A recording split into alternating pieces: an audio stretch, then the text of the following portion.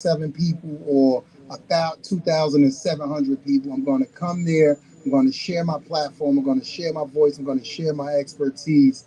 I've already jumped out the window and endorsed him immediately once I found out he was running for governor. People was like, "Oh my God, what are you doing? You're a sitting councilman in Jersey City, and your mayor is running for God." So I choose the right candidate. I try not to get caught up in all that foolery and playing the politics. Oh, if you do this, I'll do that. No, I just try to do what's right, and I just live with the results. Whatever happens after that happens after that.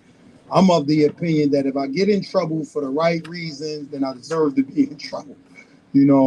So with that being said, I do want to extend a huge heart welcome to my brother Mayor Baraka from Newark, New Jersey, gubernatorial candidate, the next governor of New Jersey. So without further ado, I introduce you to Mayor Raj J. Baraka.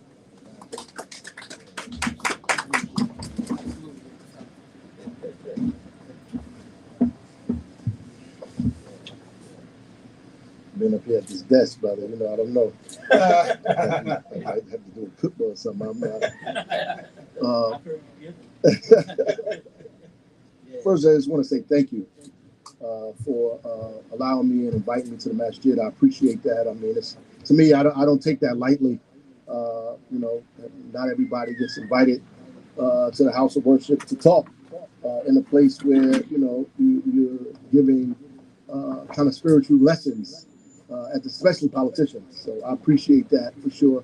And my friend Councilman Gilmore, who I think is doing an outstanding job over here representing Ward F and showing courage around the state and around in the city about what it is to govern for folks who usually their voices are not heard and they're not really engaged in the larger part of politics, and people usually do things to them and not for them.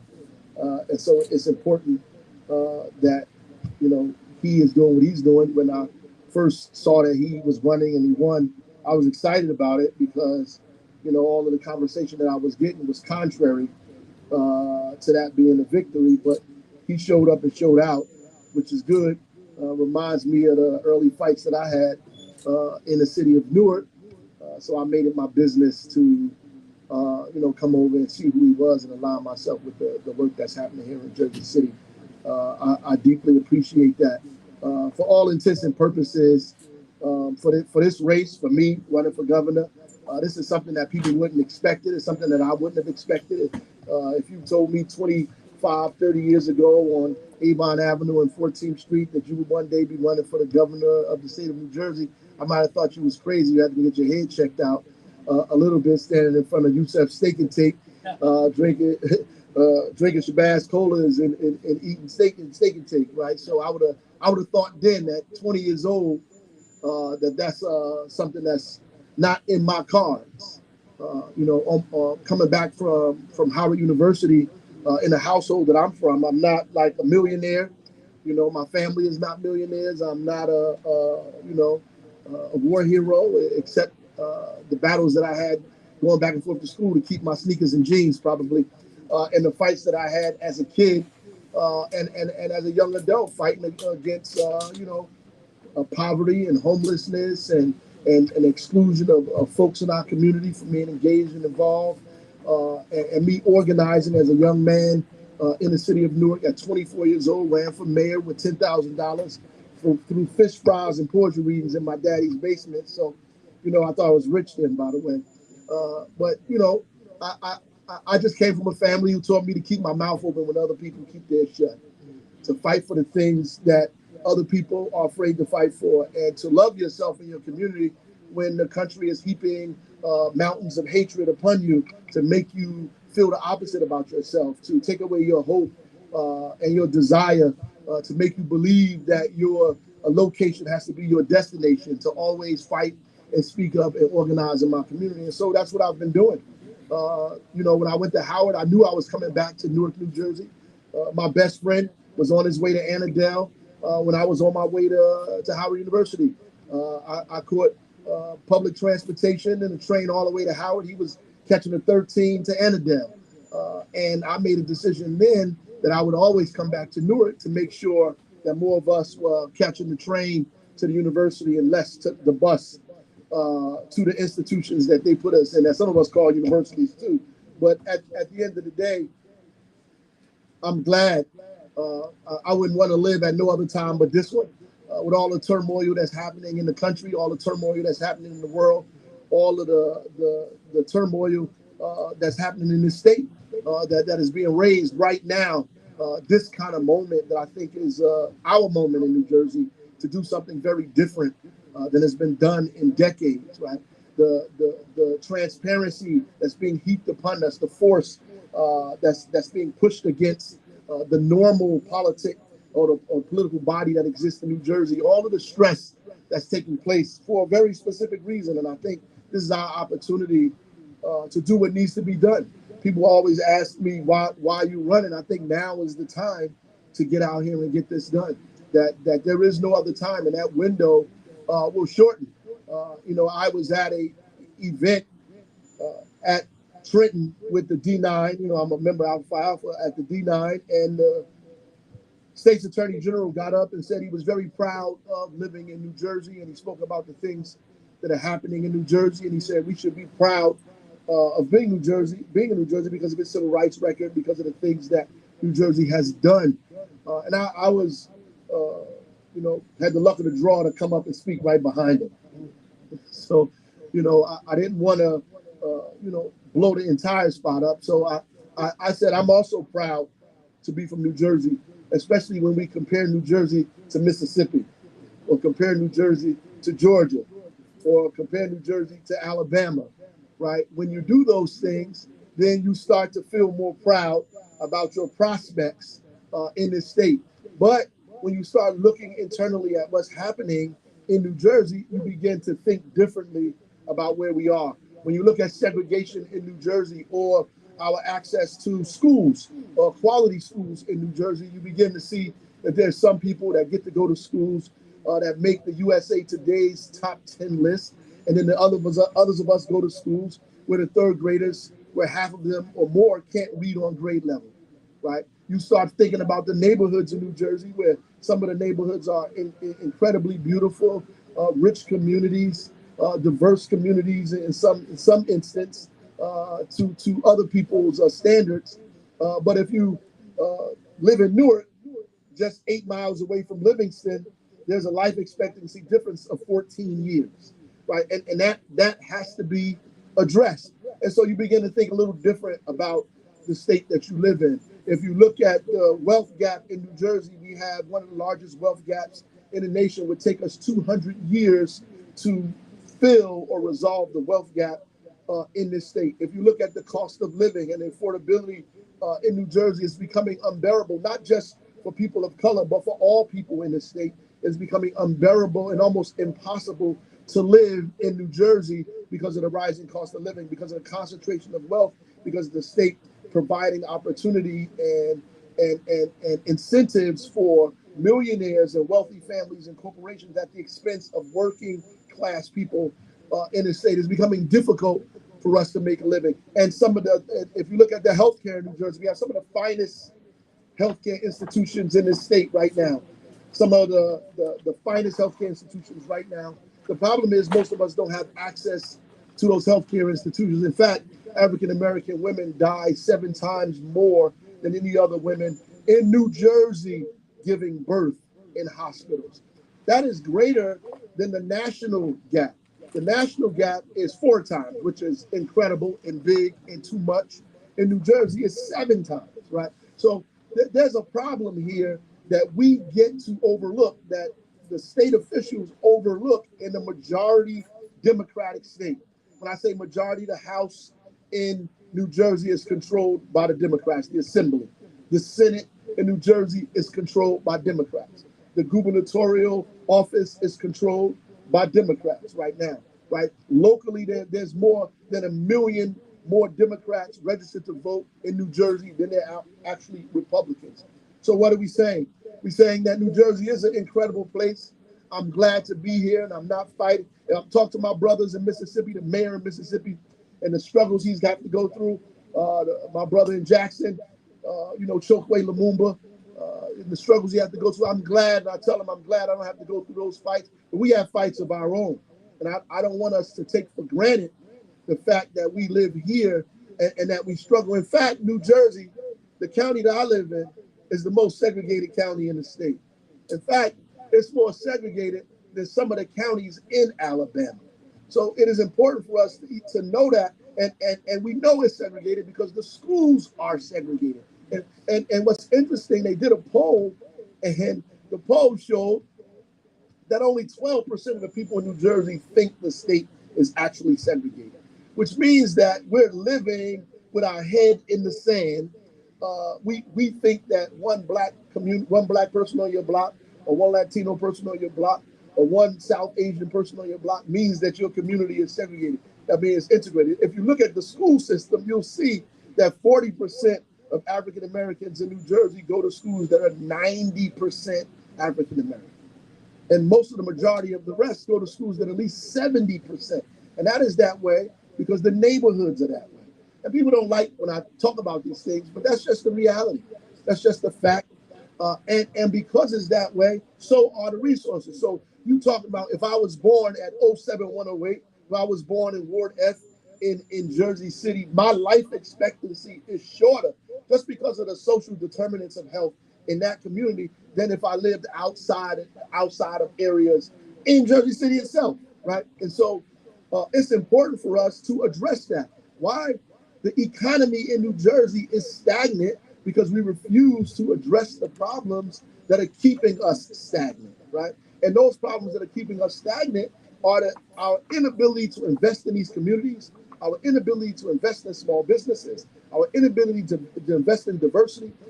God is good because at the base of it, he put our salvation in our ability to embrace diversity.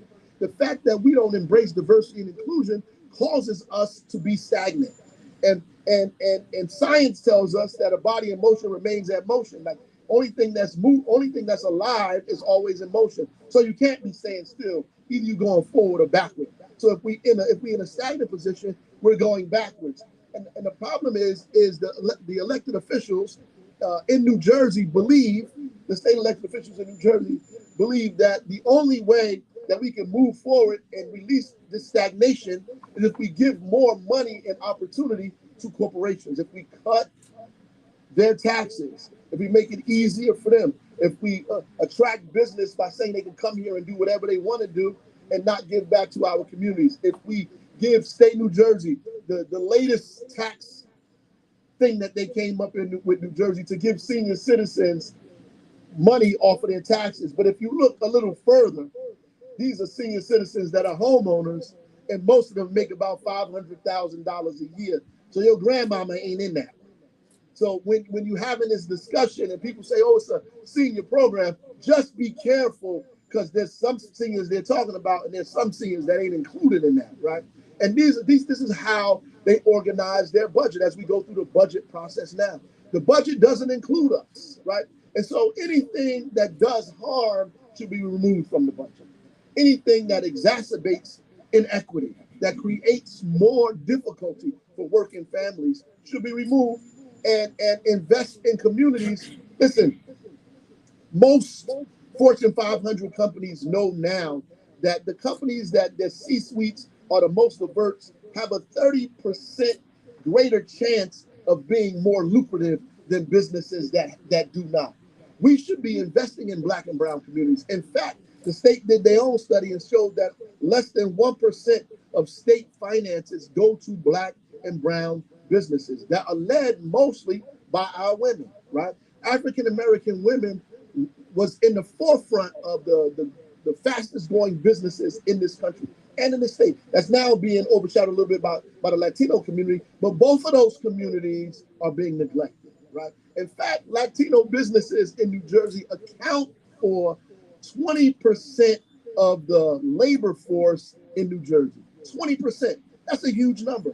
And to make sure and to tell businesses that we're not going to invest in you, we're not going to allow you to grow, it's not just discriminatory against them, it is cutting off your nose to spite your face. It is stopping and stagnating the economy because of your inability to create diversity and inclusion in the state. So when I argue about these issues, I'm not arguing about it simply because I'm a black man, but I am, and I'm arguing about it because of that. That's for sure. But I'm arguing about it because it's bad practice. It's economically destroying this state. And so until we do that, that's like them saying there's a labor shortage, right? And I always get upset when people come before me and say there's a labor shortage. You know why? Because I know so many people that need jobs. So I always say, well, who are you talking about when you say there's a labor shortage? What it really is an investment shortage, and a shortage in concentrating on specific communities or folks that are underrepresented in those in that labor pool. We have to begin to be more creative and turn upside down this idea that we have to give everything away and invite big businesses to our community. What we need to be doing actually is beginning to expand the businesses, the mid-sized and small businesses in our state, begin to incentivize them to grow and to open up additional businesses in economically distressed communities. Right now, you can get a grant, a tax credit from New Jersey from moving your business, your corporation from one part of the state to another part of the state. Now, I can do that and make money, and so they play the shell game and figure out how to get tax credits to move my business from Jersey City to Newark, and I get benefits. So there should be no benefit from that. The benefit should be if I stay in Jersey City and I figure out how to expand my business to create more jobs in Newark. And so I'm in two places and not one. That deserves a tax credit, not me playing the shell game and moving from one city to the next just so I can get tax credits from the state of New Jersey. So our entire platform that's been coming out gradually is centered on equity. It's centered on inclusion. It's centered on opportunity, right? It's centered on the things that we think will grow the economy, and it's centered on those things because of who I am. My perspective is different. My place of origin is different. My experiences is different, and people try to make that a detriment to the campaign, but I actually think it is a plus. I think that because I'm from Newark, because I grew up on Clinton Avenue and 10th Street, because I went to public school, because I'm African American, because my parents were artists and activists, that actually adds to the campaign. It's added value. That doesn't take away from what I'm about to do. It actually adds. It gives me a perspective that's different than a millionaire. It gives me a perspective that's different than these folks that come from these huge law firms. My perspective is different from careerists, from politicians who got into this to make this their career. My perspective is different. So when I enter the race, it changes the conversation. And when we walk into the State House, it changes how we govern. And how we govern can be put on trial because I have been governing in Newark for 10 years. So we have a record to show that we've governed not just in good times, but in tumultuous times, right? So when we go into a storm, because the storm is coming, you can judge us by how we behave in the storm. How did we behave in COVID? How did we behave during the lead service line crisis? How did we behave when we entered a place where violence and crime was at its highest? How did we behave when we walked into the city government and we had a $93 million deficit? How did we behave and what did we do, right? How do we deal with the investments that are coming to our community now? What are we doing? What policies are we creating to make sure that we try to at least target and address the people in our community who are suffering? And we don't get it right all of the time, but we certainly are pushing in that direction. There are people who are running for office who've never been in any of these situations, but they automatically think that these folks are qualified. Why? What qualifies them? How have they been prepared to deal with what's going on in our state?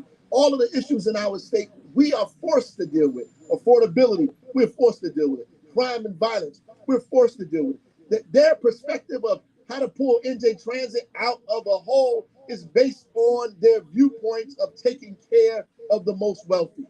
It's not a viewpoint. They don't have the viewpoint that I have. They don't know that there's single mothers on those buses trying to figure out how to get to work, or our grandmothers moving back and forth just to go to the supermarket. They don't have that perspective that most of the people riding those buses make $35,000 or less. So we can't give them a 15% hike on their fares because it's going to affect the quality of life in their community. They don't know that. So they don't make those policies. What they say is we're going to raise people's bus fares by 15% and cut taxes for the wealthy in order to make this a reality. They don't know this, right? So their perspective on it is completely different, right? That's why it's important that we're in this race. That's why it's incredibly important for the state that we win this race, because we're going to make history here in New Jersey, right? We're going to make history.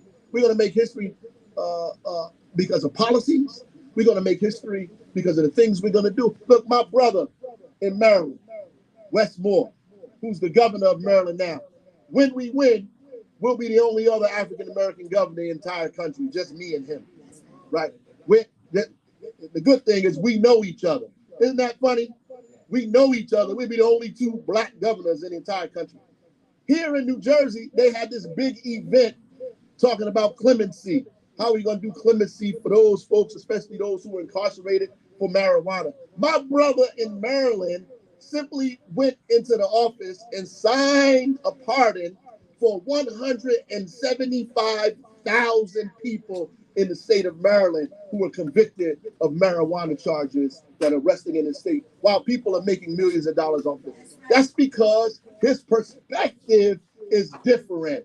He got a different perspective. One day, not an event where we got to go through all these processes and do all this stuff. He pardoned 175,000 people with a stroke of a pen.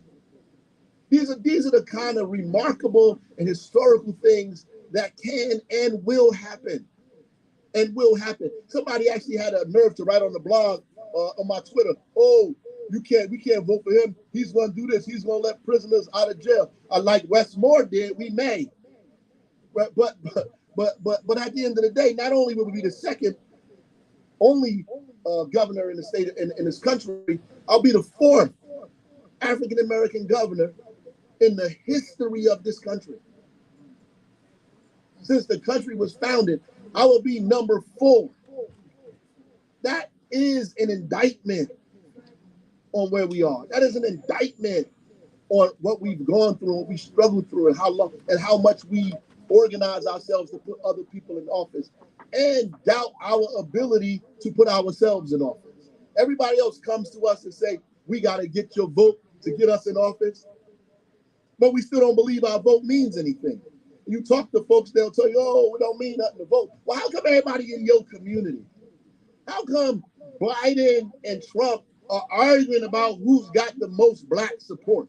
It doesn't make any sense. How come they know that, but you don't know it, right? And it's the reason that they argue that point and you don't know it, because they don't want you to have hope that one day you'll use your vote in a way that benefits you directly and not benefits them, and pray that one day they'll get up and have some goodwill and do what's right by you, right? So next year is going to be a historical opportunity for all of us in this state. And I pray that you guys get involved and get your communities and families and everybody else involved. The debates are going to be different. If you saw the little pre-forums that they've had across the state, that have had 2 pre-forums, I call them mini debates. They trying to test the waters to see how crazy we're going to be. So they have a little pre-debates. If you see that, you'll be able to see that ultimately these guys don't have an answer or a clue for what should be going on in this state, and that they're underestimating our ability to be able to get up there and mix it up and be smart enough to know what it is we're talking about and what we're doing. And I'm okay with that, because I don't like them to see me coming anyway. You know, I'm okay with them when it's over. They say, "Oh, he's so articulate." I'm all right with that, because at the end of the day, they're going to get on the stage and they're going to be underprepared for what's coming for them, because I'm coming with everything, and I'm going to raise the issues that they're not prepared to raise, and talk about the things that they're not prepared to talk about. You can't talk about affordable housing if you've never built any. You can't talk about it. How have you built any affordable housing? Even as a legislator, have you given money towards affordable housing? You can't talk about it if you have not done it, right? You can't talk about alternative opportunities for incarcerated folks coming home if you have not really done it and paid attention to it and put your shoulder in it. You have not taken care of those things. You can't talk about education unless you've been in the classroom, unless you walked in those hallways, unless you talked to those kids in those communities, not the ones that showed up to City Hall, but when you go on the block and they standing out there on the corner. If you ain't never been to the corner on the block and had a conversation with those guys in the group, you can't speak for them, about them, or to them, or say what's going to help them because you ain't never been there to those communities. That's just the fact. If you never been in a crisis, what are you going to do when crisis shows up? Right? If you have not planned and fought your way out of a hole every day, what's going to happen when you get in one, right? If your first go-to is to take care of the wealthy and run away from your problems, then we don't need you then, right? I'm going to sit down, but I said this before that, listen, when you get on the plane, if the pilot tells you this is my first flight, you might turn around and get off. You might say, hey, wait a minute, because you know turbulence is coming. It's not if it's coming, you know when it's coming. It's going to be some turbulence. And the whole time you're going to be in that chair thinking about, this is this guy's first flight. When turbulence hit, you think we all dying on this thing, right? So I wake up and go to sleep with turbulence every single day, right? Which means this ain't my first flight. We are the largest. If I was somebody else, it wouldn't even be a question about whether I could be the governor. We're the largest city in the entire state. We got the largest budget out of any of these people in the state. We wrestle with the greatest problems than anybody else has had. We've invited businesses to this community, grown businesses in our community, took the schools back from the state of New Jersey, fixed 23,000 lead service lines in our city, increased the graduation rate for African American and Latino boys, put people in college who had 1.8 GPAs for free for 4 years, guaranteed income for residents of our city, put people that were on Section 8 in the projects for generations, put them in homes. If I was somebody else in another city with a skin complexion that didn't look like mine, they would be telling you this is the governor of the state of New Jersey. But because I am who I am, I got to fight a little bit. And guess what? I'm not even complaining about that. I'm okay with it because I like taking the stairs anyway. Because when I get to the top of the stairs, I will appreciate the journey I went through. I will make sure that when I get there, I stay there. God bless y'all. Thank you.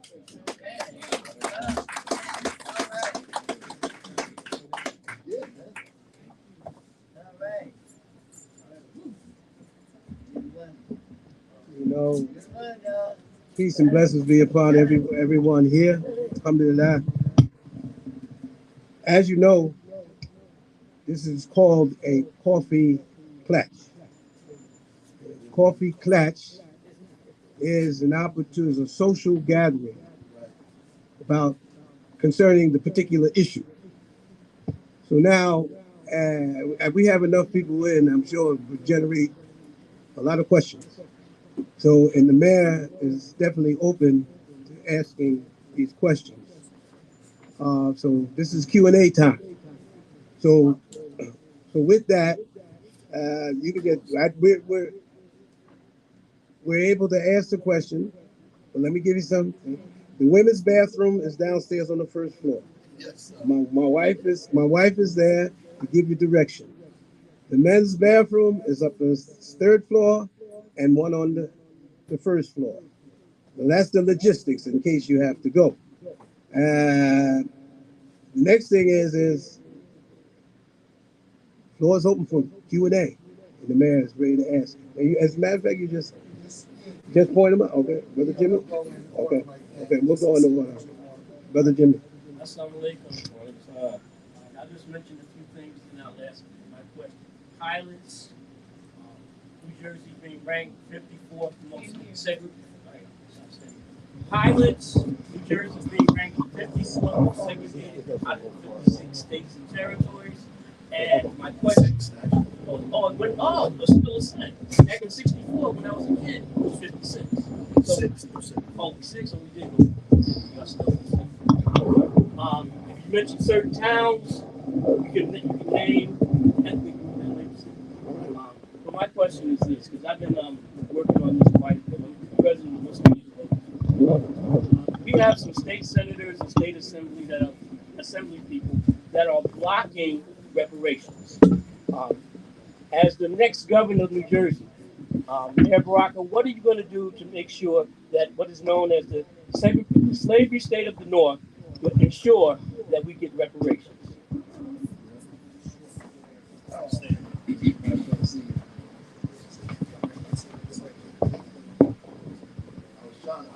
was staying by the air conditioner.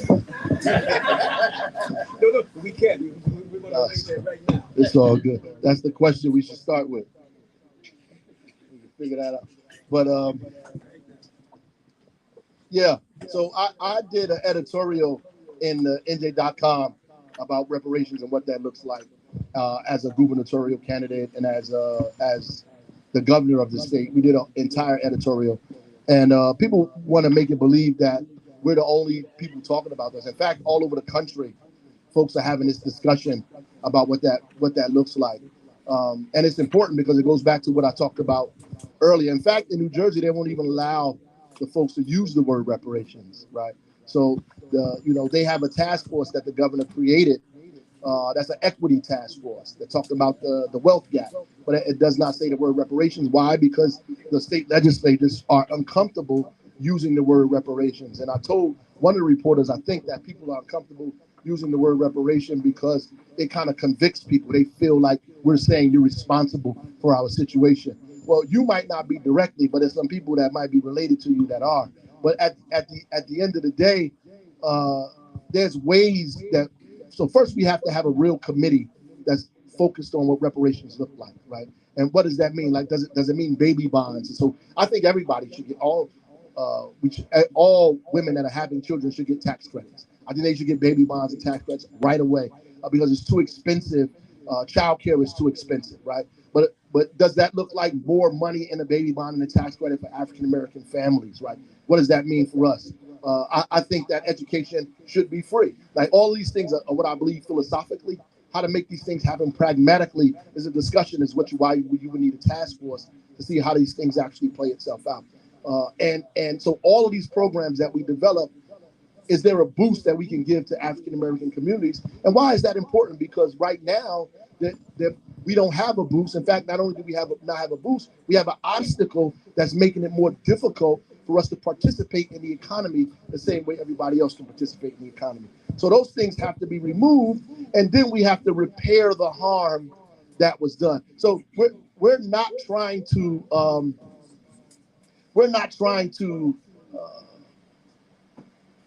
replace or like some people think you're trying to fix. There's no way that you can fix 250 years of chattel slavery and another 100 years of lynching and hundreds of years of Jim Crow and all. There's no way to fix that, right? What you can do is mitigate the issues that we have because of those things. How to repair the harm that was done that makes it more difficult for us to get loans for homes, that makes it more difficult for us to get insurance, that makes it more difficult for us to get access to healthcare, that make it more difficult for us to open up a business, right? Makes it more difficult for us, for our children. Why our children are dying,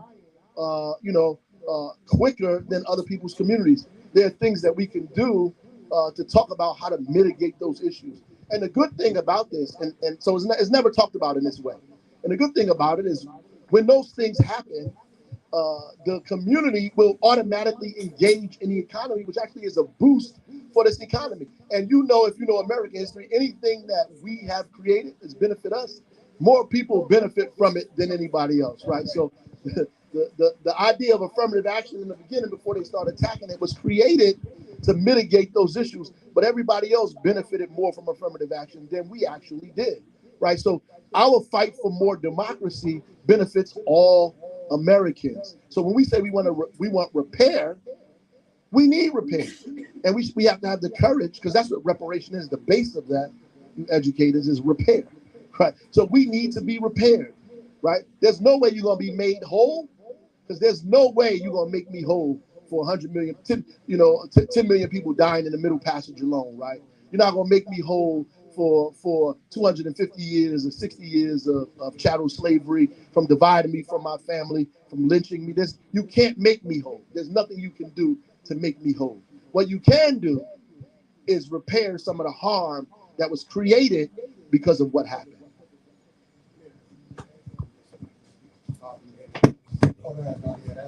It's hard for people to see me. I'll stay right here. So, we go to the next row, then we'll just go across. Mine is short. There's no response. I just want to get comfortable with this term, Governor. Yes, sir. Thank you. I just want to let you know, I've seen your record in Newark.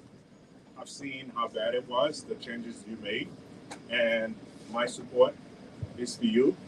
Whatever you decided to get organized, I'm here for you, and we do have a good group that's already talking about supporting you, making sure everything you need, we're here for you. No, I appreciate that. Thank you. Thank you. Got up a little bit. Wa alaikum salam. I can't hear you. You gotta come and speak to them. Come and speak. Right there. I'm a big fan of your work and all that stuff. Thank you. So, I grew up in Jersey City all my life, born and raised. I feel like Muslim kids, we get discriminated against. I'm gonna tell you why. Because you should have a law for schools for the Muslim kids to get out early to pray Jummah.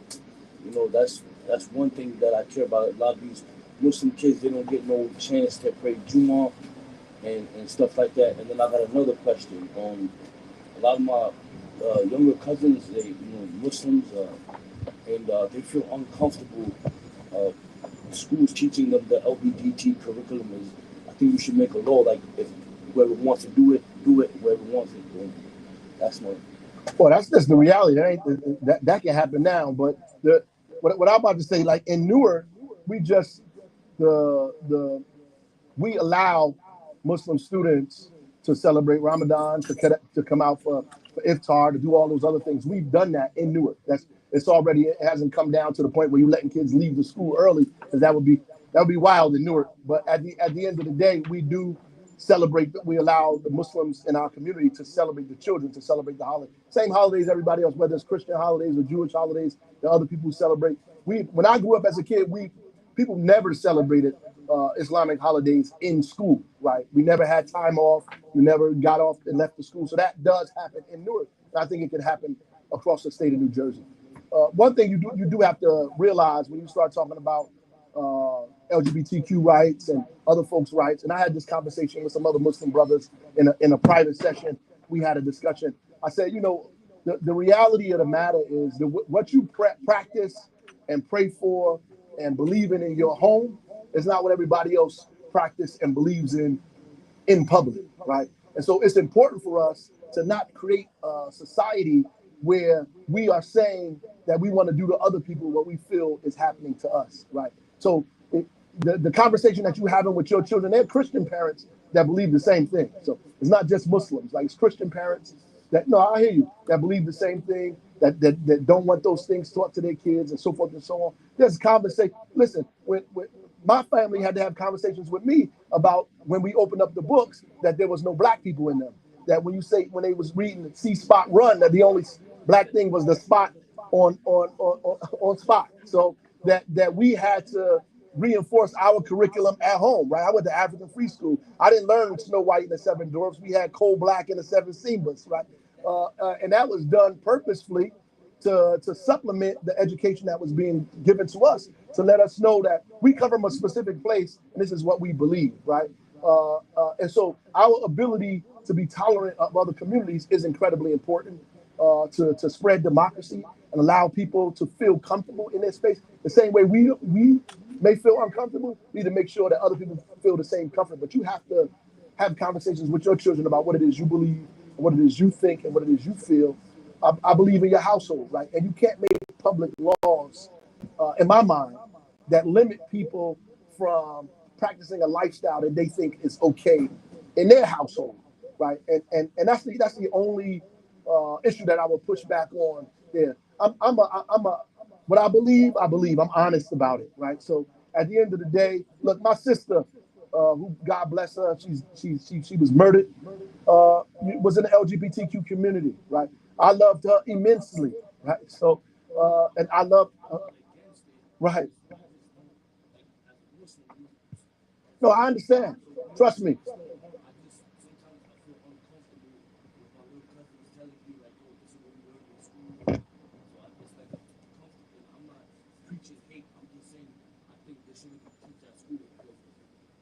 They could teach that at school. They should teach religion at school. If you want to get technical. Well, I mean, what I'm arguing is that if you make laws that prohibit specific things from being taught, then that's a slippery slope that we don't want to go down, especially us. We know how that slope ends, right? What that's going to look like. Once you start dictating those things, then they start burning books. And the first books they burn is Maya Angelou and Toni Morrison, right? So we have to be careful, about that. And listen, I think God loves everybody, ultimately, and will shelter everybody. He just don't come for those that are upright. He goes for those that are not, right? And so that's it's important for us to understand that. I think that everybody deserves the opportunity to see their images in public in places that show them in progressive and positive lights. I believe that everybody should have the ability to see themselves as beautiful, as strong, as progressive, no matter what they've chosen, right? I can't tell you what to practice in your household. I know we practice in my household, and I'm not going to make any laws that prohibit you from making yourself feel like you could be anything you want to be, no matter how you identify. All right, let's go in the same Miss. I have a question, but I will preface it with a statement, and it's about the President Biden. I don't like to hear President Biden talk. I don't like to see President Biden walk. He's scared. But I believe that he's our best choice. That's right. And I want your opinion on how some Democrats in power are calling for him to step down. Personally, I believe it's too late for him to step aside. It sure is. And I would like for you to also speak a little bit about Project 2025. Right. Because everybody's been saying, Maya Angelou said, if people show you who they are, believe you them. need to believe them. That's right. And I believe Project 2025, Trump already states what he's going to do. Right. And so I want your opinion on how you feel about all these high-powered Democrats calling for Biden Right. to step down. I think it's elitism, and this kind of elitism that exists in the party exists in the country, right? This kind of class elitism that exists. First of all, this is not a popularity contest. It's not a contest about who could dance the best. It's not a contest about who could dress the best. It's not even a contest about who could speak the best. It's a contest about who can govern the best. And that's important. And the things that, and look, I don't agree with Biden on a few things, right? There are things that I can go back and forth about with individuals that I went back and forth about, individuals that I love, that believe what I believe about things that Biden has done or allowed to happen. But he's not Donald Trump. And we have to be careful when we get into this idea in our head that we become elitists, that we think that our individual views or individual issues are more important than our collective issues, right? And so we have to be careful when that happens, because Trump is a dangerous person, right? This is a dangerous person that sets a dangerous precedent for this country and is going to come after very specific people. This is a guy who had a Muslim ban. So when Muslims tell me they're not going to vote for Biden, I hope they're not saying they're going to vote for Trump. I'm trying to figure out, we're always in this dichotomous relationship that forces us to choose the lesser of two evils, or folks that do no harm. But the reality is we have to get involved and engaged more so we don't find ourselves in these situations. Here's a guy that you're okay for allowing to win, who had a ban on all Muslims coming into the country. This doesn't make sense for us to support that. Doesn't make sense for women to support Donald Trump. Doesn't make sense for African Americans, for progressive people to support Donald Trump in any capacity. I'm a mayor of a city, one of the largest city in the state. If Joe Biden does not do the American Recovery Plan, if he does not give cities direct dollars to not allow these cities to go under after COVID, we lay off hundreds of cops. We lay off hundreds of police officers. We lay off hundreds of school teachers, crossing guards, healthcare workers. Why? Because we don't have the budget to finance these things because people weren't paying their taxes. There's no taxes being paid. There's no hotels being stayed in, so you don't get the hotel tax. Nobody's parking their cars, so there's no parking tax. Without that funding, we're crushed, right? Without the work that Biden did during that time, we still in COVID today. As a matter of fact, all of that stuff that did happen. If it wasn't for this whole dollars that he gave for infrastructure bill, there's millions, even billions of dollars being infused in state economies for development and growth around infrastructure and jobs being created. That doesn't happen, right? So I can go on and on just from a perspective as a mayor of a city, right? But as a social justice advocate, as a person from the community that I live in, from Newark, it makes no sense for me to advocate against Biden now and say we need somebody else at this stage of the game. We always come to the game late. Then we get in the game, we want to change the rules of the game when you should have been in it from the very beginning. Right? So we're not in it from the beginning. Then we mad because Biden don't represent what we represent. But you never was involved. We can't get you involved in nothing. We can't get you engaged in anything, right? And which is one of the reasons that I started involving myself in electoral politics, because as an elected official, as an activist, we would always march down to City Hall over and over and over again. And I wanted my legacy to be greater than yelling at people in front of a building, right? That we have to actually make some real transformative policies and changes in our community. So I would say, yeah, that I think it's a mistake to throw Biden out. As a matter of fact, those people that are talking like that might be in cahoots with some of the people that are in the other party anyway. That's number one. The other part of that is this, I want to say. The Project 2025 that you talked about, it is, if you can look at it, it's very dangerous. Stuff from getting rid of the whole Department of Education. All of those things that are in there will affect us immediately and directly, right?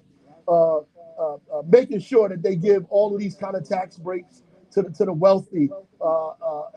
If you look at that, it is a direct manifesto. You know what it reminds me of? When Newt Gingrich had the contract with America back in the days. This contract on America. That's what it was. This is an updated version, more concentrated and dangerous version than the contract with America. I think this one is specifically targeting working families, particularly Black and brown and working class families in this country. Next year,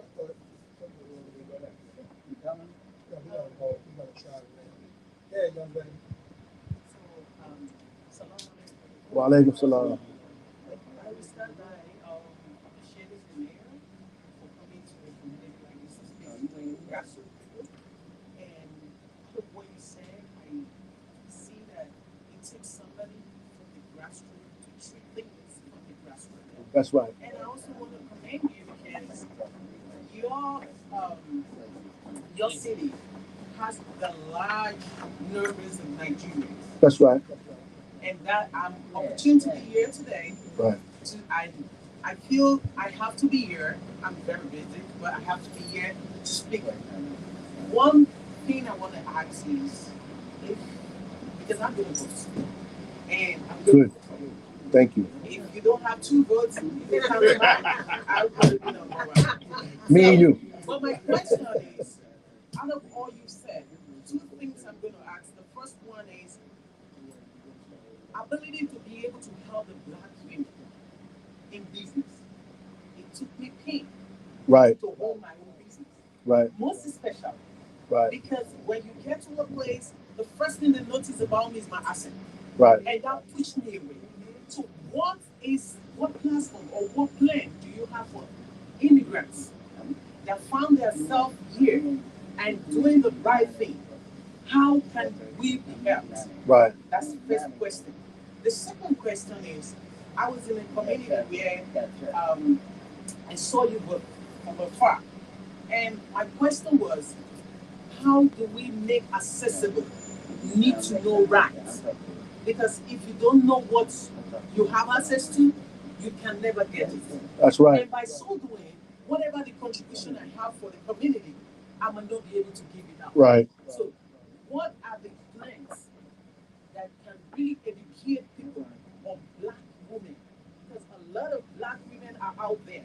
They have plans, but to execute the plans is a very big job. Right. In the city of Jersey City, it took me 2 years just to have a small place. Why? Because I'm a woman of color. Why? Because I'm a woman with assets. So how do we tackle this if you become the Right. I don't want to tell you to move to Newark, but at the end of the day, what you're saying is to add some validity because, one, I spoke earlier, African American women businesses are one of some of the fastest growing businesses in the nation, and that's because when it's difficult to get a job, and when you get a job, you're paid less than the same job that men are doing. So all women are paid less than the same job that men do, right? And there's federal legislation and state legislation against that to try to fix that. But if you're an African American woman, then that's doubly on you. So you got families to take care of, a family to take care of, right? So most of the time, people do things on their own. They work and they got a makeup business, right? They work and they got a hair care business. They work and they cooking out of their kitchen. They work and they do all these specific things. And then they may decide to go into that altogether completely.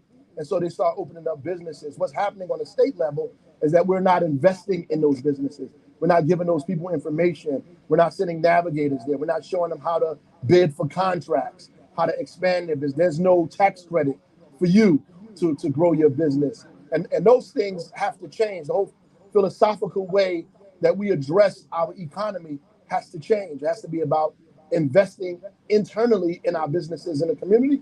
And some of the fastest, you can't invest in local businesses and not invest in Black and brown businesses because they are growing the most. So it doesn't make sense not to incubate these businesses, which needs to happen. So, for example, in Newark, we have a fund to incubate businesses that come into the downtown area that we pay the first 2 months rent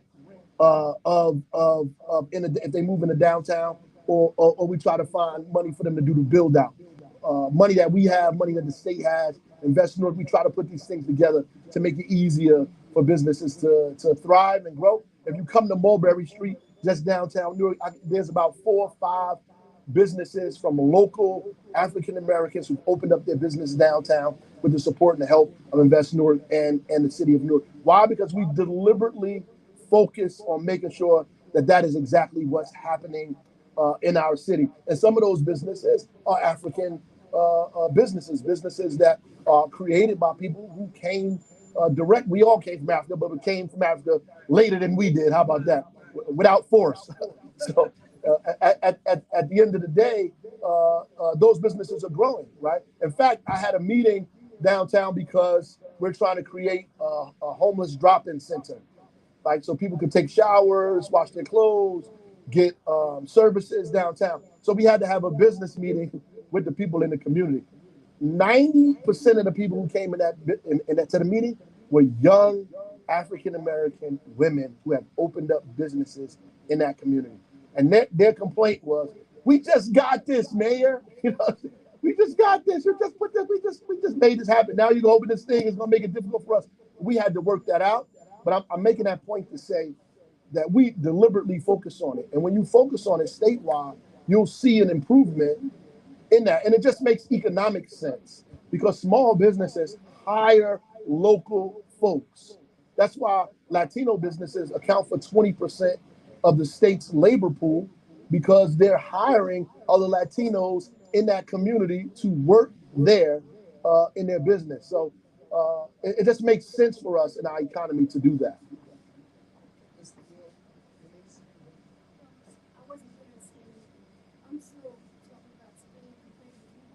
Yes.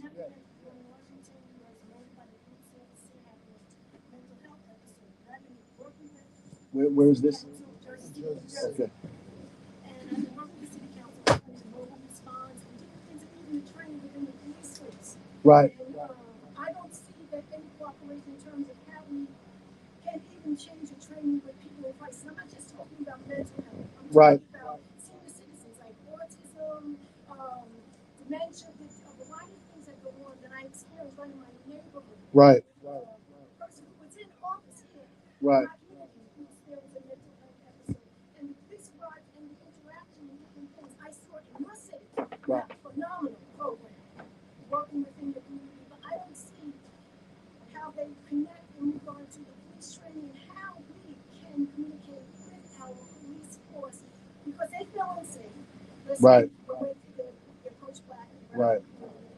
And we want them to feel safe, but we also want our community to feel safe. And the way we can mobilize the community with the police force Right. to be able to communicate and how we can do that across the state because I feel that there's so many different communities that have a better program than we have in the city. And even as far as our public safety here, doesn't seem to want to cooperate or Right. work with our community. And I feel that there's a disconnect Right. in terms of our community just overall, as a community, as people in general, suffering out of crisis because there's so much crisis going on. It's just not mental health. Right. It's the children. Right. It's addiction, something homelessness.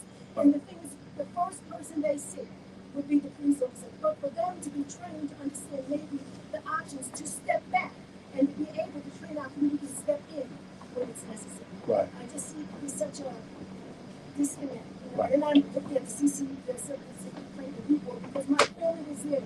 And they never once, we had 4 generations, the police officers walked in, smiled, never approached one person in my family for him. Right. So, first of all, if you live in these communities, you got some level of trauma. Let me just make this. Yes, sir. Please, this is that time of Q&A, and we need your help. For whoever has a question, please come up to the mic. We have an overflow that's downstairs. We can't hear you. And they cannot hear you. And they want to be a part of this. Right. So please, Yeah. please come on up whenever. No, I heard you. I'm going to repeat everything you said. I got you. I got you. Yeah, You come up there. So, and so the question was about CCRB and relationship between the police and the community to deal with the trauma that we have. If you live in these communities, you grew up in these communities, you have some level of trauma. So trauma-informed care is important, not just for police, but for the school system, for everybody, right? And if hospital workers, everybody has to have some level of trauma-informed care. And what we try to do is create a what we call a coordinated intervention response to all of these issues. Doesn't mean we don't have problems in Newark, because we do, right? What it does mean, however, is that we have mechanisms to argue with each other, to work our problems out, to engage with each other about how to respond better to these issues and to these circumstances that go on. A civilian complaint review board is not the end all. We got one in Newark, but it doesn't have subpoena power because the state Supreme Court denied us subpoena power. We're waiting for the state legislature to pass a law that would allow us to have subpoena power. But CCRBs cannot review criminal cases. So what they can do is review police misconduct, right? So the minute it's a criminal case, it goes over to the prosecutor's office. But any police misconduct case, CCRBs can actually look at. But if they can't subpoena documents, then they're never going to have any real information. So it's almost like a paper tiger without the subpoena power. We need to fight for that. That's one thing. The other thing is it takes time to create the kind of ecosystem. If I told you we just put this together and in the next year it was working well, I would be lying, because it took us years to get us even to a place where police was even willing. Right now we have folks from our Office of Violence Prevention sit in ComStat with police officers to discuss issues that take place. They're in ComStat, right? We have a whole office that used to be a police station that's now the headquarters for Office of Violence Prevention and Brick City Peace Collective right now, right? So this is things that we created. It took us time, but we created that. And we still have pushback from a few officers who have the old mentality and from the old ways. But you know, at the end of the day, the prevailing idea is what we're doing. We actually get state funding for some of the work that we do, right? Because the state has an Office of Violence Prevention as well that they created. And guess what? So does the United States government. Biden-Harris administration created an Office of Violence Prevention as well.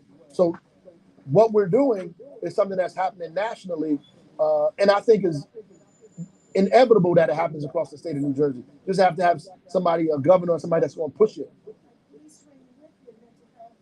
Right. That's exactly right.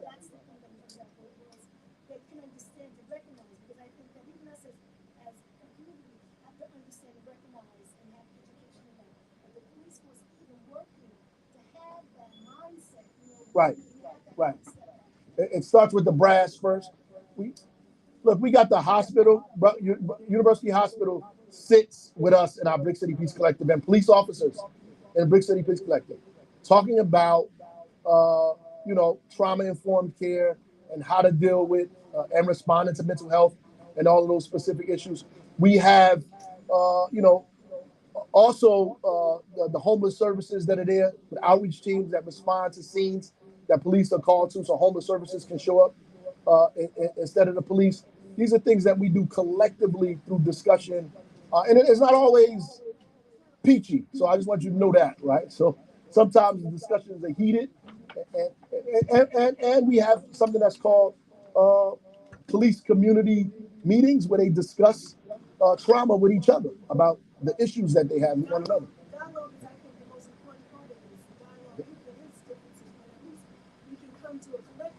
Right. You're very welcome. Assalamu alaikum. Well, Well, I'm right here from out of the city, Jersey City, New Jersey, and I teach fitness. okay. Yeah, I'm a fitness trainer. So Okay. we striving to get like more business, like going like with the fitness like grants and everything, but it's kind of difficult. Like I'm putting many in and no response back, and you know what I mean. Prior to that, I'm striving to get a job and I'm working as well too though on side of the training and fitness and stuff. Teaching wellness and health and positivity. And I spoke to the F4, Mr. Education Gilmore about this. We have spoke about the kids, so we didn't close no gap yet. So we working on some stuff like that and striving to come together. But the main thing is like we looking for like certain areas, spots so we could go in and we could practice this stuff. So like this is in us, but we just need to we just need the grant so we could get in and then have more clients and stuff coming in as well though. Also, I have like juices that I'm making. Education has some as well. So we was striving to get like spots, and we open up more and had the people come in and it be for the community. Yeah. And everything like that. And that and also like the Section 8 list. I've been on the Section 8 list for like 2 years already. Yeah. So you know what I mean. So and then like not to backtrack, but the job titles that I've been going to, like I've been getting like shut out, like majority of them. I'll be getting like closed out, the ones that make enough money in the city, because you know things are expensive out here. Things are very highly with a pass, so I gotta maintain that too with a pass, and when I'm a changed man, so with my pass on my jacket, so like they look at me sometimes when as soon as I walk in the door, it's like, but I could do the work. The work, I could do the work. The work ain't the issue, like so. You just need more opportunities with that, and real big fat fitness is, I mean, a brand of mine that I teach and everything like that. So, first, I just want to encourage you to stay at it. You know what I mean? Because these things that these obstacles are created sometimes to discourage you and make you lose hope in what it is that you're trying to do. You know, I was at an event and the guy was telling me hope doesn't create action, and I disagreed with that. I said hope is the thing that gets you to wake up the next morning when you had a rough day the day before. So, you know, I would say, you know, you have to stay at it, and I know Councilman Gilmore is a good brother, and if he can help you, he's going to. But you know, at the end of the day, the businesses and trying to start your business in Newark, we have something called Invest Newark, where we take people through classes so you know exactly what you're getting yourself into, how to bond, how to open a business, how to create, but how to go after grants, how to do those things in a very specific way. These are things that need to happen in most of these communities, particularly, when we start talking about reparations and stuff like that, particularly for communities that have been locked out. Like, how do you create opportunity for people to get into homes, right? To use their Section 8 voucher to own a home. How do you create opportunities for people to take the little bit of money they have to incubate a business and start a business of their own and put them through classes for free? These are things that we can talk about on a statewide level to help cities, because really that's the work of cities. Cities really have to do that work, but giving cities support and a leg up to give them the resources to work on that, right? And incentivize cities to do that for people like you, right? How are you taking care of folks that just came home? How are you engaging them back into your community, right? So we have a program in Newark where we actually hire folks who just came home in DPW and let them move up and they do specific things. There's a gentleman who now runs our entire youth department, Tariq Roland, who came in through Reengagement Center, who started off on the back of a truck in DPW, who's now running a department for workforce in the city of Newark. So those programs they can work if you commit yourself to it. So the state investing in that is something I would be willing to do if cities have proven programs that can show that they're making these attempts and actions for people that are formerly incarcerated, for folks who are not even formerly incarcerated, who come into the community, try to open up their own businesses and do something right for the community. And you coming home to like nothing. I know. So you got to work and meet, and then kids and provide. I'm from Newark for real. Yeah. Right. Yeah. I'm not. Yeah. I didn't catch the bus there, so I know how difficult it is. Trust me, and which is why we try our best to give people. Listen, when I was a kid in Newark, people took care of me. I'm thankful for my brother and for people in my community that made it so I didn't have to take that bus to Annandale, who when things were going left, directed me to my house, right? Who walked me to my home, who took care of me at Club Sensations when things got crazy, you know what I mean? Who was down there, who got in front of me when things was going crazy because they knew I had something that everybody didn't have, that had the opportunity to do something other people didn't have. So I make it my business, and sometimes get in trouble for taking care of people who took care of me when I was 17. Because when I was 17, I could easily have been in a situation that somebody else was in. I could have easily picked up a pack from an individual that was out there. I could have easily, got involved in something I have no business getting involved in, being in front of Yusef Steak and Take on Avon and 14th Street. Easy. But because I had good friends and good family, they made it impossible for me almost to get myself engaged in that. So I make it my business to make sure that I take care of people who took care of me. And not just those people directly, but people who I know ran into them situations and now they're trying to really pull themselves out of it. So as a governor, we have to make it available for cities to make it easier for them to help brothers like you. Because if I help you, you're going to help 10 other people and not even know it, right? Because when they see you, their possibilities increase because they see you did something, you came from where they came from, and you made something happen. So you actually prevent crime just by your individual success. That's my perspective. See, the other people ain't got that perspective because they wasn't in front of Yusef Steak and Take. Now it's earned though. I earned it. So you want to earn it. I didn't say it's earned. I went to earn. So I'm showing you how to earn it, and you could get it like how I got it. For sure. And be better at it. Yeah. Possibly be better at it than me. Because people always say, like, last thing, I argue with these guys. We have men's, I argue with them who say, oh, if you don't know how to rap, you got to hustle. I'm not with that. Because the majority of our people in our community don't rap or hustle, right?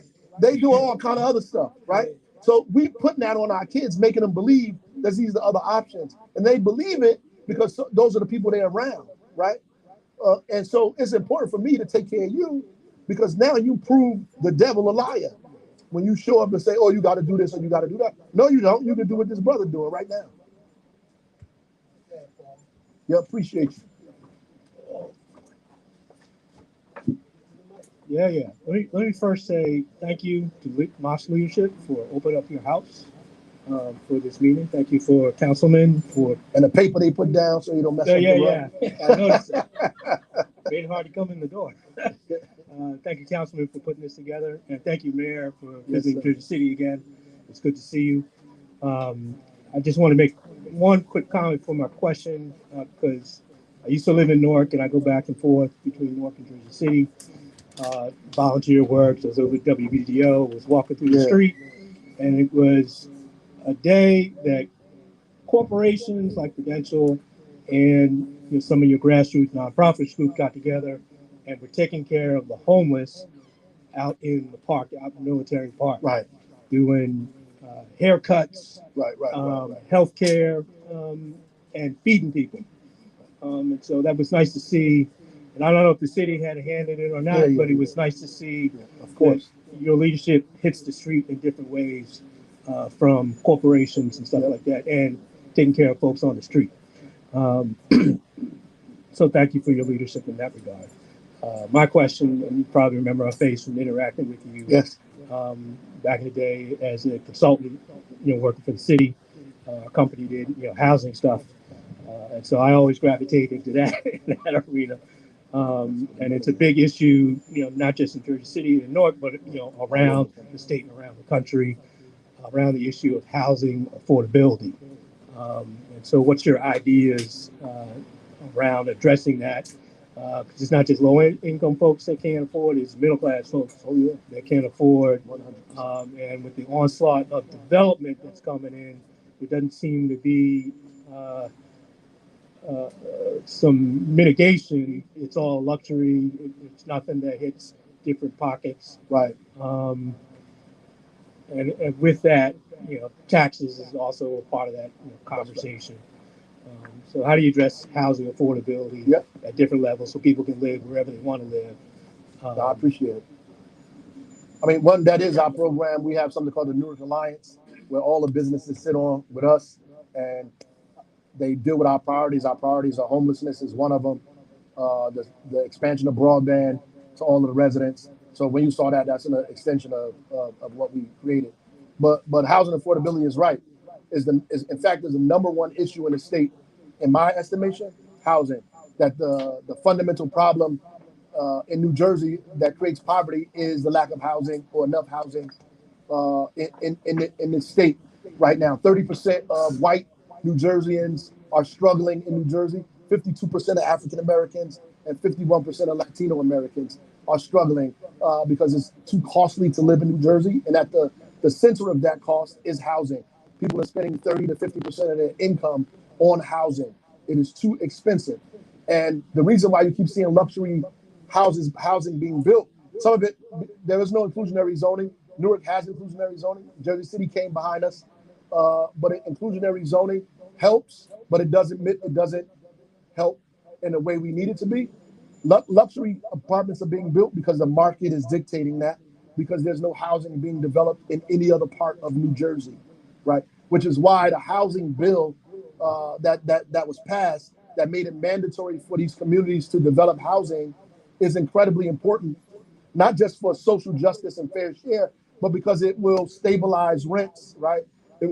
It will stabilize mortgages. It will make it easier. For example, and I say this everywhere I go, I got challenged in Jersey City, in fact, by a developer. But the facts are the facts. If I grew up in Milburn, which is one of the wealthiest cities in Essex County, went to Milburn High School, and one of the high schools that I talked about earlier, Milburn High School is on that list. Top 5 high schools in the nation.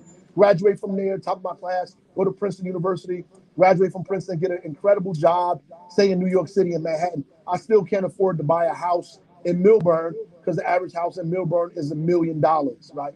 There are over 100,000 people in the state of New Jersey that, for all intents and purposes, can go into a house today, who get the credit score, who got the income, who got whatever, but the house and the mortgage and the taxes are too expensive.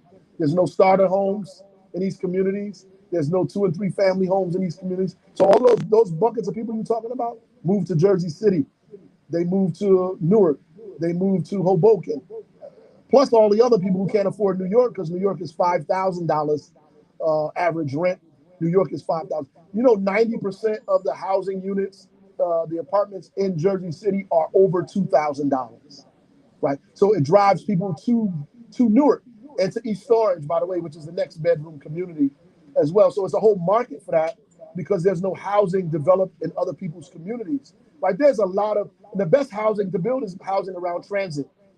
And there are whole studies that have been done by Regional Plan Association that has identified acres and acres of land in wealthy communities in New Jersey next to transit or close to transit with no housing developed there because the zoning ordinances don't permit it. They make it difficult. So you can't put a two-family, 3-family house there. You can't build a starter home. You can't add an ADU. ADU is a dwelling unit I can add to my house or on top of my garage. Maybe I want my grandmother to live there, or I have somebody that's disabled in my family that they can live there, or my kid coming home from college can live there at the same time with reduced rent. These are things that can't happen in these communities, which makes it difficult. So we have to push harder and faster. We have 260,000 units in the state of New Jersey. We need to build affordable units that we need to build now, like today, in order to deal with the affordability crisis. We're only building like 3,000 units a year in the state. We have to improve that. So we do need more building. We just need more building across the state of New Jersey in areas where it's the most beneficial to us and begin to stabilize the rent. Fundamentally, capitalism is supply and demand. So when there's no supply, right, the cost rises. We have to increase the supply, oversupply housing, so we could, drop the cost of rent and mortgages, and make the housing authority step up to the plate and open up some more low-income units or really affordable units for people. There are 300,000 residents in New Jersey who are very low-income renters, and the majority of those people are in our communities. Very low-income renters that the economy cannot, like we can't build a house for them or an apartment for them without subsidy. The labor cost of building in New Jersey is so high that it makes it difficult to build and give the kind of deep pocket rent decreases that we need. So you need subsidy in order to do that. And we need nonprofits to take on this low income housing and affordable housing. We need nonprofits to take it on and pull it out of the hands of private folks and make people that are doing private development partner with nonprofits so they can run the low income and affordable housing part of it and build that across the state of New Jersey. It just has to happen. Just quick follow-up. No, sorry. Just quick follow-up, because you talked about rental and mortgage, and I mean, you're aware that not being able to purchase, right, because of the investor folks buying up property and all that kind of stuff, but it cuts you off from the wealth building aspect of it. That's right. If you could which is why in Newark, with the property we own, we almost give it away for $1. That's how we do the Section 8 through land bank. We're the only city in New Jersey that has a land bank. So we should incentivize other cities to have land banks, because what happens is the private investors are land banking. They're buying these properties and sitting on it, because that's what land banking is. They sit on a property, but they sit on it to drive the price up. The city land banks the property so we can drive the price down in the opposite direction. So that means that if we own the property, we control the value and the cost of the property. So I can sell it to you for $1, right? And drive your mortgage down, right? Or help a developer drive his rents down and create land trusts that keeps areas in specific communities affordable in perpetuity. Like, these are things that can actually happen if we was actually thinking about how to solve those problems. And as I said earlier, because I have to deal with those problems, my perspective is different on how to address them, as opposed to other people who have never have to address those problems, who think that their way of getting rid of poverty is moving you, right? As opposed to figuring out how to make it possible for you to make more money. That's number one, because that's never in the discussion.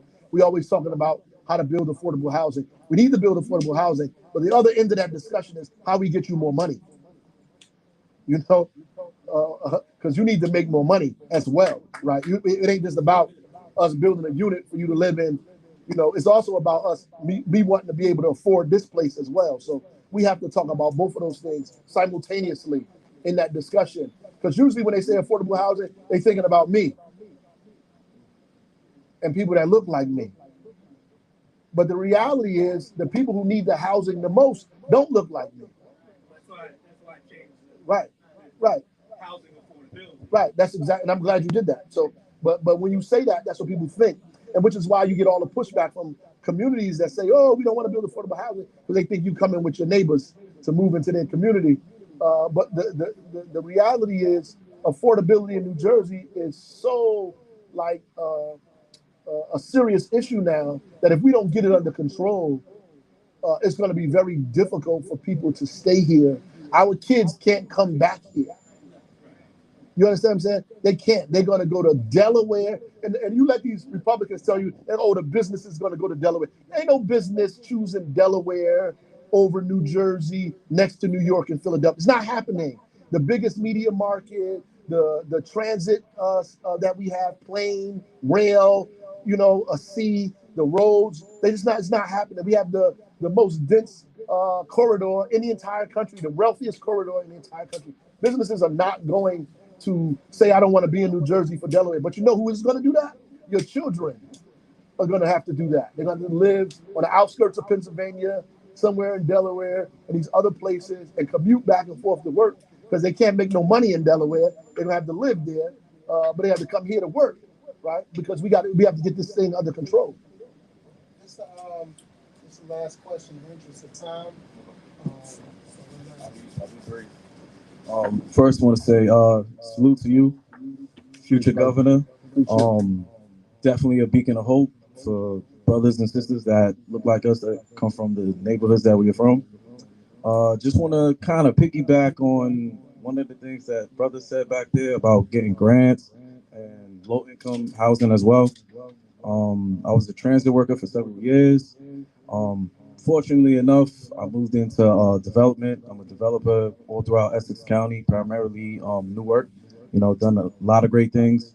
But I didn't want to just raise the market and take from the community. I wanted to help because when I was a transit worker, the biggest thing was I didn't have enough to live in certain areas. I couldn't afford to live in the city that I service. That's a problem. So like one of the things I wanted to do was develop not just low income, but also because when we think of low income, we're thinking of it's programs for people who don't have nothing, and there's everything for the people at the top. There's nobody for the people, nothing for the people in the middle. Workforce housing. You know what I'm saying? So what I wanted to do, I wanted to develop for start off municipal workers. You know what I'm saying? Because there's no reason why you service in a city that you can't live in. You know what I'm saying? So the first thing I did, I went out to Trenton. I spoke to gentlemen in the DCA office. So I was like, I told him my plan, my initiative, put together a package. And I mean, to be frank, he was like, yo, be honest, you might want to hire, I'm not going to say, he's like, you might want to hire somebody that's going to package this and kind of spearhead it because it don't look like you. Exactly. Me, I like adversity. I don't like being told what I can or cannot do. Right. Especially when I'm trying to do right. Right. So I went full steam ahead, got a team behind me, and I'll be honest, it was like chasing my tail. He was right.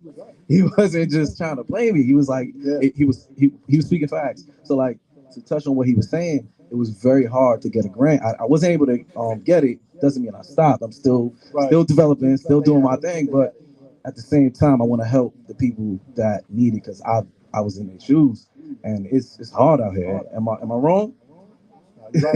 And like I said, there's stuff for the bare minimum, but the people in the middle it's like everything comes from them.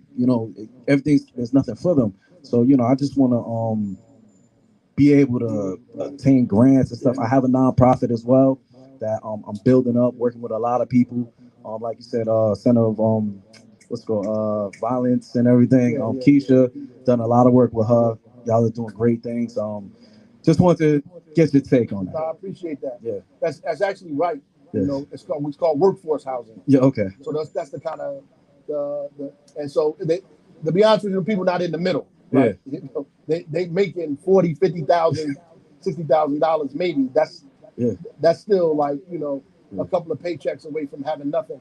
but especially in New Jersey. So Yeah. at the end of the day, that workforce housing, what you're doing is incredibly important. It's right. Yeah. And just to let you know, you're not the only one. I met a guy in Cape May that don't look like you, who sleep in his car because he can't afford to live in Cape May, but he works there. Okay. He got 2 jobs in Cape May. Yeah. He sleeps in his car to work at those 2 jobs and then puts it back up. Yeah. You know, I've been there. top of the turnpike. I So put some sleep in my car too. So that concept about workforce housing is incredibly important, and the state does, by the way, support and give credits for workforce housing across the state. But the emergency is so big. Yeah. Like we have 250,000 units we have to build of low income housing. It makes it difficult. So this is why we need to sit down really with a housing task force and figure out what we're going to build, where we're going to build it, and work with community folks locally. Because right now there's the state and advocates that are fighting against local municipalities trying to force them to build. We need to figure out what people can build, what we need them to build, and work with them to get it done, to get the resources to make these things happen. I think we need to pull in all these nonprofit organizations too. Cool. Like to do that. So, but I'm gonna remember you, brother. Trust me. Point me in the right direction. Thank you. Yes, sir. Assalamu alaikum. I'm going to try to take up this last few minutes by reminding the mayor about a subject that came up in the Q&A that I haven't heard so far, but is in relationship with education and education funding for inner city schools. Right. And I heard you mention something in the way of we got to get away from segregation in order to really improve upon our schools in terms of resources available to them, and what makes sense, what makes real sense as far as education is concerned here for New Jersey. Would you respond on that for me? Yeah. The funding formula is outdated and wrong. It needs to be changed and fixed. And we have to fund communities not just based on income, but also based on need. So schools need to be funded based on special needs children that they have. They need to be funded also based on the diversity of the school. We need to give a bonus to schools that have more diversity than others. So if I go to a school that's predominantly one race and not another, then a school that is working to integrate that environment should get a bonus. And that's the beginning of it, right? I think that all the schools in New Jersey should be community schools, should be organized around, all of the resources that exist in our community. When I was at Central, we had a nursery in the basement of our school. So when the young girls would say they couldn't come to school because they had a baby, we said, no, that's not true. You can bring your baby to school and go to class upstairs. We brought the nursery in from the community. All of the community resources should operate inside of the school, and the feeder school should work directly with the high schools. There should be no school districts with one school in them.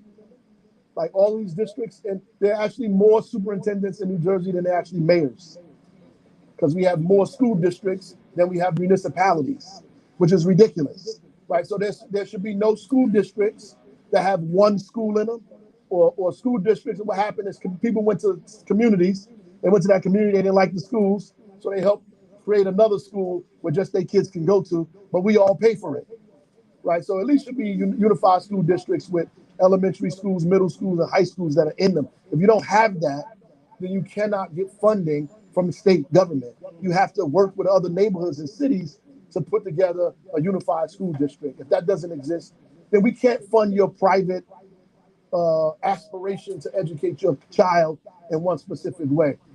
Either you're going to be a part of the community or you're not. Like if you have the ability to send your kid to an individual private school, God bless you. I'm not mad at you, but everybody doesn't have that. And the funding that should go publicly should assist folks who want to put their kids in public school that everybody has access to, right? And that's basically it. Is it controversial? Yes, people are going to fight about that tooth and nail, but I think there are more people in New Jersey who agree with what needs to happen than there are people who are opposed to it. With that, I'd like to thank the mayor for coming on out. I'd like to thank Councilman Gilt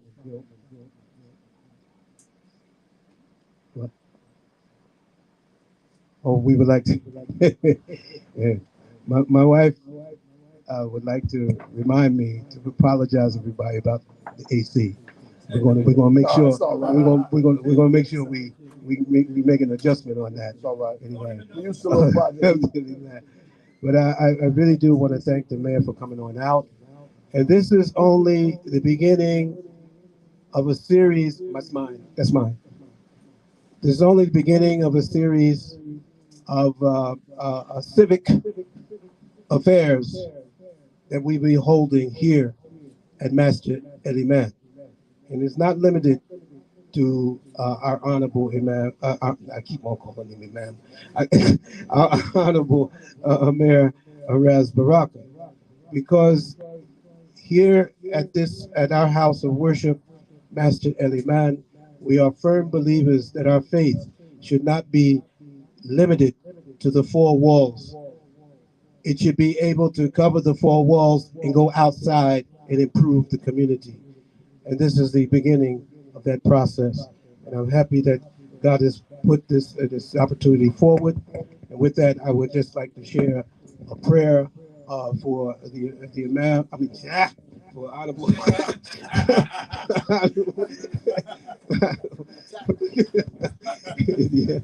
Honorable Mayor of Newark for coming on in and initiating this information education period for the community, specifically Jersey City right here, and that we're Masjid El Iman, located at 598 Communal Avenue, across the street from Kentucky Fried Chicken.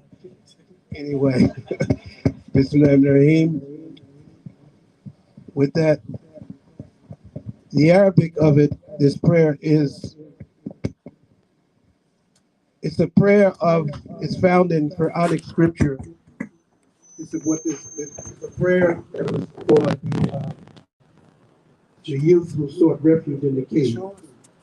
And they sought refuge in the cave because they wanted to get away from the chaos that was going on in their city. And they needed to get away. So they sought refuge in the cave. They give history of these youth who sought refuge in the cave after the prayer. But anyway, the prayer is Rabbana atina min ladunka rahmatan wa hayyi' lana min amrina rashadan. The prayer is simply, our Lord, bestow mercy upon us from your presence and dispose of all of our affairs in the best manner. And so I extend to you, Honorable Mayor of Newark, New Jersey, may God bestow his mercy upon you from his presence and dispose of all of your affairs on this journey in the best manner. And I thank you. Thank you. And thank you everyone for coming on out.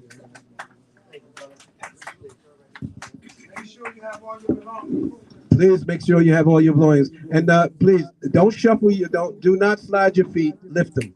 That's what my great grandmother told me.